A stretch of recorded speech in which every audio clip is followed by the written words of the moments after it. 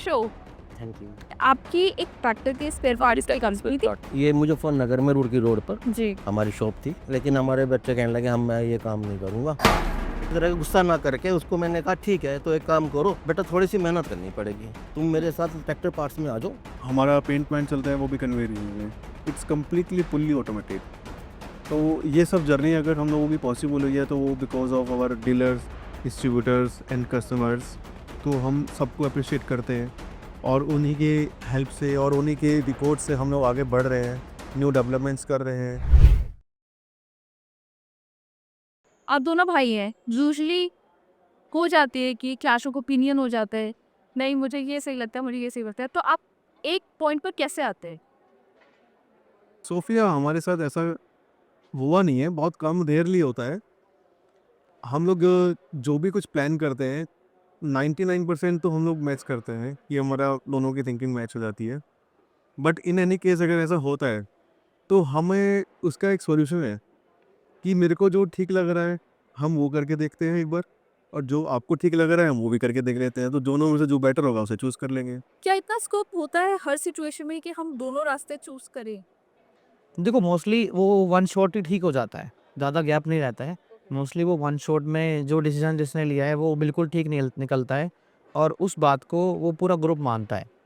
अगर किसी ने वो डिसीजन लिया है, वो मैंने लिया है, ब्रदर ने लिया है या पापा ने लिया है, तो जो भी फर्स्ट डिसीजन जिसका रहा है उस डिसीजन को फिर पूरा ग्रुप फॉलो करता है। तो वैसे आप लोगों ने काम में कोई डिवीजन किया हुआ है कि आप ये देखिए, आप ये देखिए? यस, ये मैं प्लांट एंड मशीनरी और न्यू डेवलपमेंट देखता हूँ। और मैं पूरा सेल्स मार्केटिंग जितना भी है पूरा ये सब मैं देखता। तो when it comes to sales marketing, किस इनोवेटिव तरीके से आप कस्टमर्स तक पहुंचे? कोई नई बात बताइए जो शायद हमारे व्यूअर्स को ना पता हो। हाँ जी, हाँ जी। देखो शुरुआती टाइम पे सेल्स एंड मार्केटिंग मैं पहले प्रोडक्शन में रहा, उसके बाद जब मैं प्रोडक्शन और टेक्निकल क्वालिटी से बिल्कुल हर तरीके से मुझे जब एक्सपीरियंस हो गया, तो उसके बाद हमें लगा कि यार अब हम टेक्निकल तो मजबूत हो गए हैं, अब हमें सेल्स को भी एक्सपेंड करना है क्योंकि हमारा मार्केट बहुत छोटा था। अगर हम ज़्यादा नहीं जा 2021 की बात करते हैं तो हम सिर्फ 100 व्हीकल्स पर मंथ बना रहे थे और आज हम 1200 व्हीकल्स पर मंथ बना रहे हैं। तो सिर्फ 3 साल पहले ही हम 100-150 व्हीकल्स पर मंथ पे काम कर रहे थे। तो हमें लगा कि यार तो एक्सपेंड करने के लिए हमें सेल्स के अंदर भी कहीं डीलर डिस्ट्रीब्यूटर्स नेटवर्क में भी हमें इन्वॉल्व होना पड़ेगा और इसको फास्टली इसको पैन इंडिया लेवल पे लेके जाना पड़ेगा। क्योंकि अभी तक जो नेटवर्क था वो मुजफ्फरनगर आस-पास में बिजनौर, सहारनपुर, मेरठ यहीं तक काम कर रहे थे। जब हमें लगा कि यार अब प्लान बन रहा है और हमें आगे जाना है और एक बड़ा प्लांट भी खड़ा करना है और बड़ा ब्रांड बनाना है और पैन इंडिया जाना है, तो फिर हमने खुद से मार्केटिंग करी है। मैं खुद से भी पूरे इंडिया में बाय कार ट्रैवल कर चुका हूँ, पूरा यूपी, बिहार, आसाम, पंजाब, हरियाणा, मध्य प्रदेश और मेरे से पहले ब्रदर ने भी पूरा जो है इंडिया में पूरा रूट कर रखा है। हम दोनों भाई ऑलमोस्ट साउथ को छोड़ के पूरे इंडिया में ही बाय कार ट्रैवल कर चुके हैं। तो फिर हमने ग्राउंड पे जाके डीलर्स, डिस्ट्रीब्यूटर्स को सर्च करना शुरू करा, मिलना शुरू करा, एक्सपीरियंस हुआ, मार्केट में क्या रिक्वायरमेंट है, हम क्या कर रहे हैं, क्या कर सकते हैं, वो सब डिस्कस करना शुरू करा और उसके बाद उस तरीके से प्रोडक्ट को बनाना शुरू करा। क्या मार्केट में अदर ब्रांड्स कर रहे हैं और हमें एक बिग ब्रांड बनने के लिए एक क्वालिटी प्रोडक्ट बनाने के लिए हमें क्या करना चाहिए, वो सब करना शुरू करा और ऐसे करते-करते जो है ये पूरा नेटवर्क बना है और उसके बाद हमने अब हायरार्की बहुत बड़ी कर दी है। आज तो कंपनी में वीपी, एजीएम, जीएम एंड ज़ेडएसएम, आरएसएम्स, एएसएम्स बहुत बड़ी हायरार्की है और आज हमारी टीम पूरे इंडिया में प्रेज़ेंट। बेसिकली इनकी टिप ये है कि अगर आपको कोई भी बिजनेस स्प्रेड करना है तो अपनी कार उठाइए, घर से बाहर निकलिए और अपने बिल्कुल, जो कोई भी आपको लगता है कि ये हमारे प्रोडक्ट्स खरीद सकते हैं। अप्रोच करिए। बिल्कुल। अच्छा, एक जब आप ट्रैवल कर रहे थे तो कॉस्ट कटिंग के लिए आपने कुछ किया या एक लग्जरी ट्रैवल होता था कि हाँ अपनी कार से जा रहे हैं और कंफर्टेबल रह रहे हैं? स्टार्टिंग टाइम में तो हम लोग कंफर्ट के बारे में सोच नहीं सकते थे। कंफर्ट में फिर कैसे तो कॉस्ट कटिंग करी आपने? आ, उस टाइम हम लोग नॉर्मल एक पब्लिक कन्वेंस भी यूज़ किया है, मेट्रोज़ भी यूज़ किए हैं, ट्रेन्स भी यूज़ किया है। थोड़े टाइम बाद फिर हम लोगों ने अपनी पर्सनल कार ली, कार लेने के बाद हम लोगों ने उससे कन्वेंस स्टार्ट किया। तो ऐसे हम लोग कॉस्ट कटिंग करते रहते और पहले ड्राइवर्स नहीं होते थे, अब खुद से सेल्फ ड्राइव करना होता था। सबसे लंबा कितना ड्राइव करते थे आप एक दिन में? Maximum 500 kilometres per day. एक दिन में कवर कर? यस, यस, यस, और इजी। टूर कितना लंबा होता था आपका यूजुअली? 15 days, 20 days. हम लोग 1 मंथ भी वजह से हो जाता है कि 1 मंथ तक हम लोग रिटर्न नहीं होता था। तो हम लोग यहाँ से गुवाहाटी तक भी गए हैं, कोलकाता भी गए हैं। तो हम लोग कोलकाता अगर जा रहे हैं तो हम जितने डिस्टेंस में हम लोगों को सिटीज़ मिलेगी तो हम सब जगह से एनालिसिस करते करते जाएंगे। तो ऐसे ही हम लोग जैसे एमपी में गए हैं तो सब जगह से एनालाइज करते करते हम लोग ऐसे ही रूट मैप रेडी करते थे। और किसी भी सक्सेस को अगर हमें सक्सेस चाहिए कि सबसे पहला जो रिक्वायरमेंट है सक्सेस के लिए वो है हार्ड वर्क। और हार्ड वर्क तो हमें कभी भूलना ही नहीं चाहिए।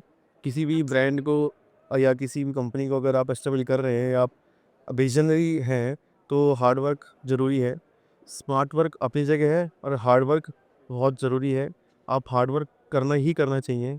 और एक एज अ एंटरप्रेन्योर मैं ये बोलता हूँ कि हम लोग जैसे आर्मी में एक जो आर्मी मैन होते हैं वो हमेशा ऑन ड्यूटी होता है।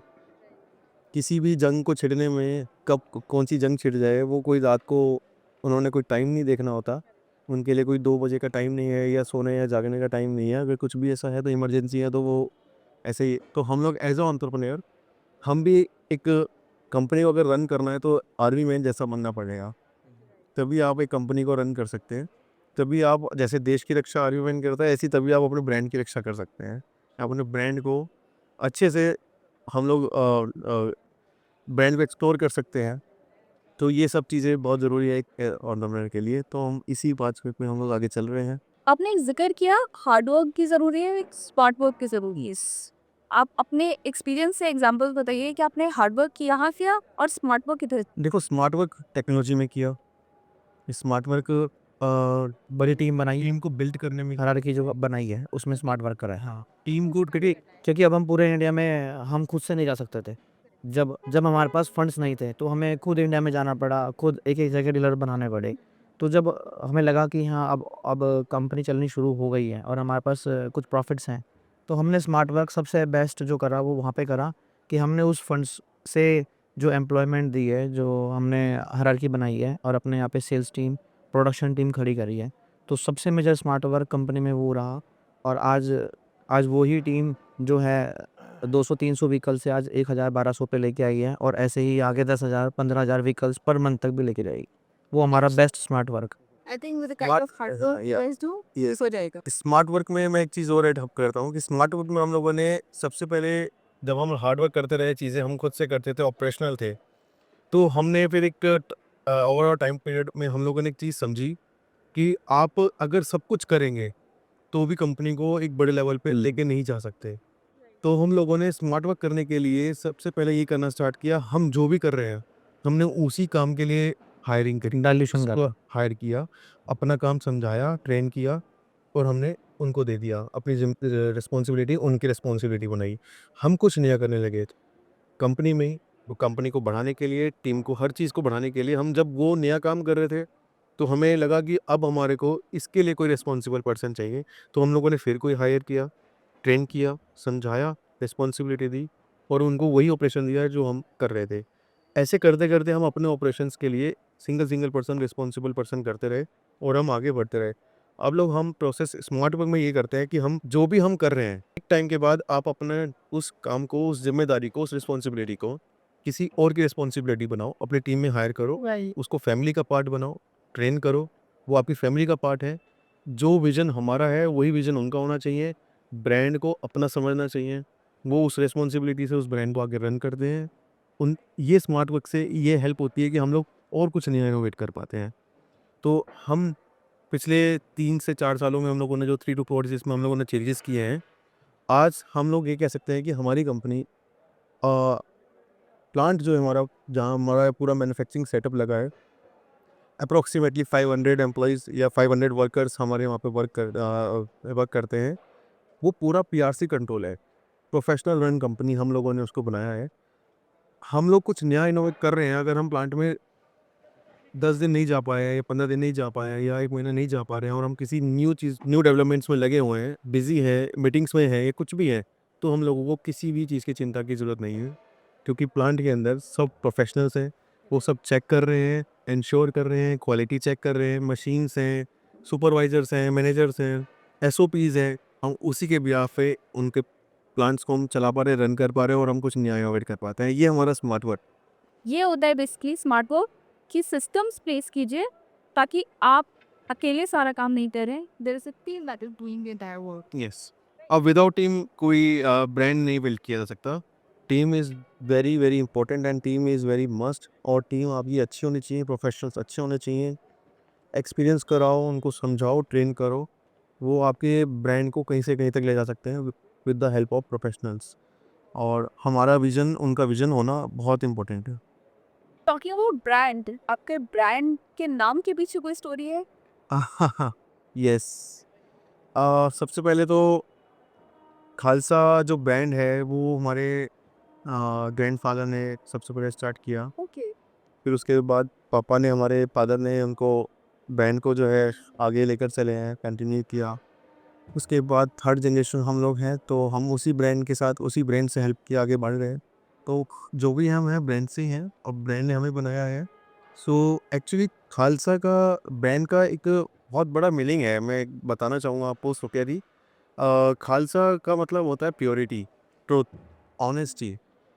आप विश्वास कर सकते हैं इस नाम पे। तो ये ब्रांड का मतलब है। और हम लोग अपनी जर्नी में इस ब्रांड को एज इमोशन, सर का ताज, सब कुछ समझते हैं।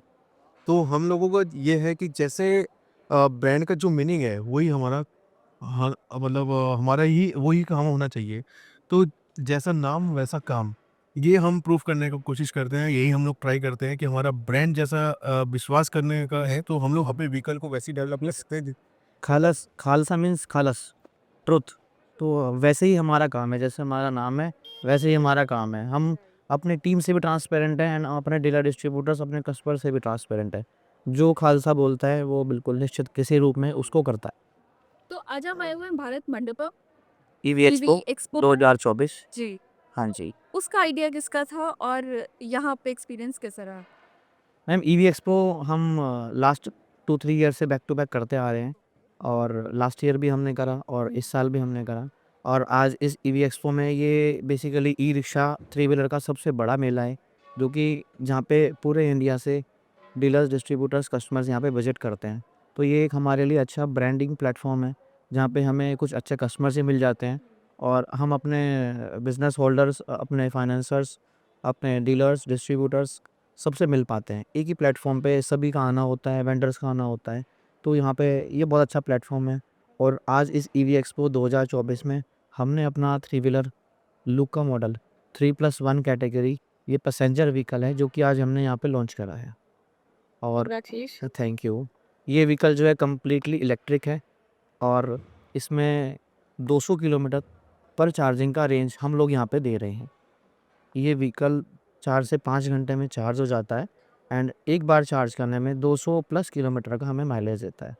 तो ये अभी तक का पहला थ्री व्हीलर है जो खालसा ने यहाँ पे लॉन्च करा है कि कस्टमर्स बहुत दिनों से इस चीज़ के लिए परेशान थे बाज़ार में कि हमें जो थ्री व्हीलर चाहिए वो 150-160 प्लस माइलेज का होना चाहिए।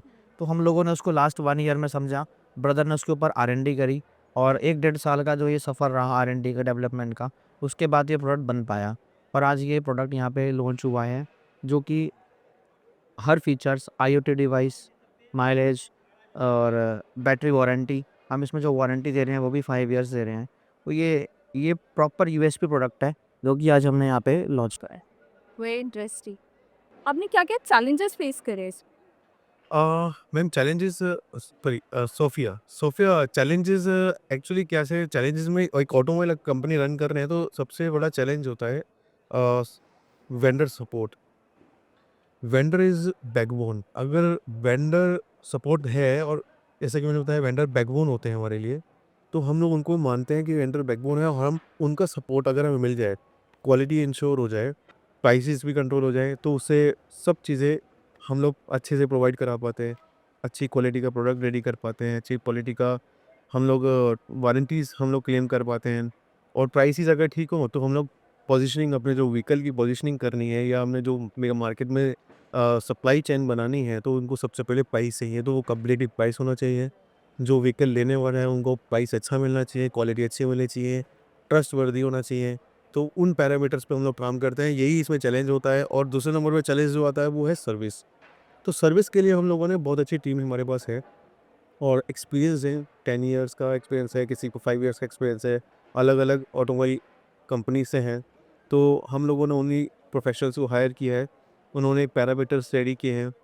तो आज हम लोग कॉन्फिडेंस के साथ ये बोल पाते हैं कि आपको कोई भी व्हीकल में कंप्लेंट आती है, कोई भी प्रॉब्लम आती है, तो हम लोग 24 आवर्स का उसको सर्विस प्रोवाइड कराएंगे और जल्द से जल्द आपको कुछ भी प्रॉब्लम होती है हम उसको ठीक करते हैं।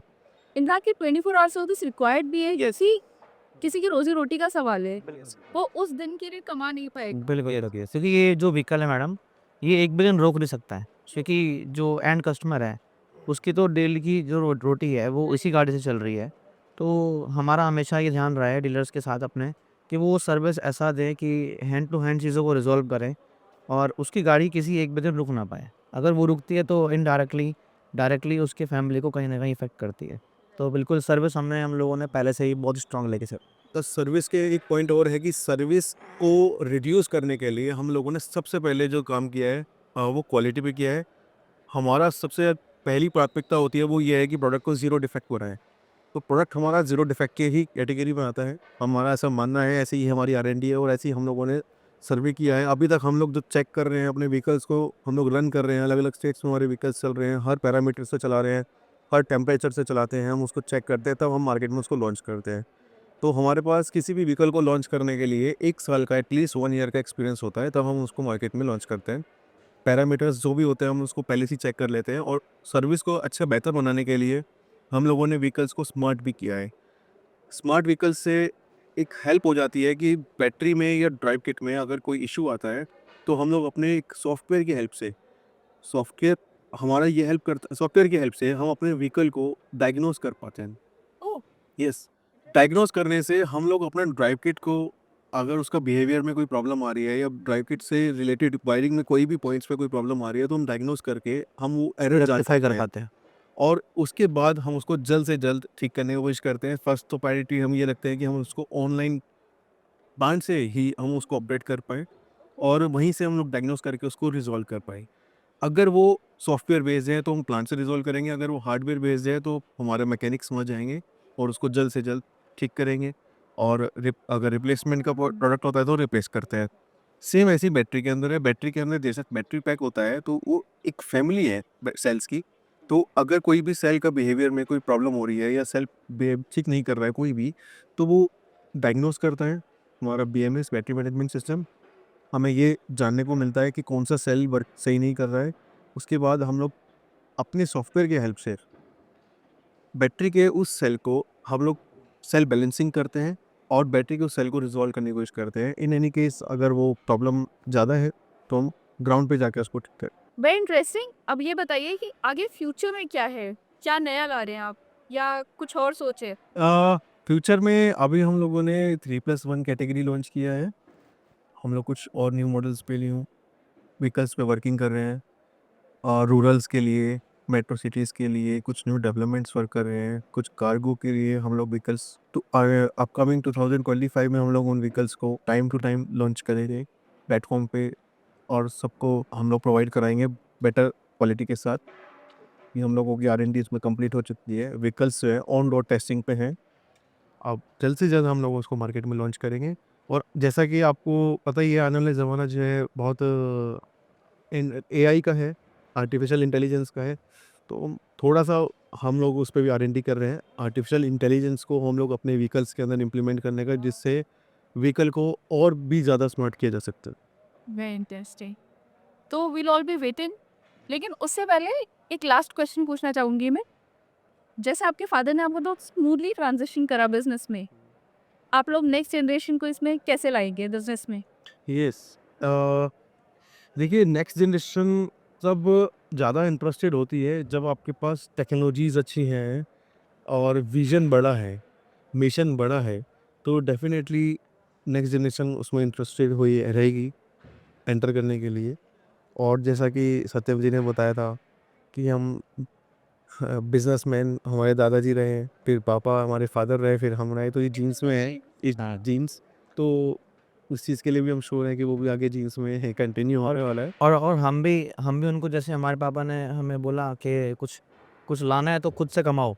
तो हम भी बिल्कुल उनको ऐसा ही बनाएँगे कि कुछ अगर लाना है, कोई बड़ी गाड़ी चाहिए तो ग्राउंड पे आओ, अर्न करना खुद बहुत से अर्न करना शुरू करो। ग्रुप की प्रॉफ़िट्स पे आगे नहीं बढ़ना है, पहले अर्न करना है, उसके बाद ही आगे बढ़ो। ऐसा हमारे फादर ने हमें बहुत अच्छी चीज़ सिखाई है कि कुछ भी अगर चाहिए तुम्हें, तुम्हारे कोई भी ड्रीम्स को अगर पूरा करना है तो खुद से पूरा करो, खुद अर्न करो, खुद स्टेबल करो, तो ज़्यादा अच्छे से हो पाएगा। ऐसे ही हम लोग इसी स्ट्रेटेजी को हम आगे लेके जाएँ।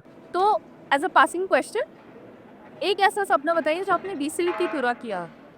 यस, जब मम्मा ने हमारी मदर ने हेल्प करी थी और वो ज्वेलरी जो हम लोगों ने दी थी और फिर हमें कुछ 80,000 का फंड मिला और हमने स्टार्ट किया, तो हमने मल्टीपल्स करके उनको रिटर्न किया।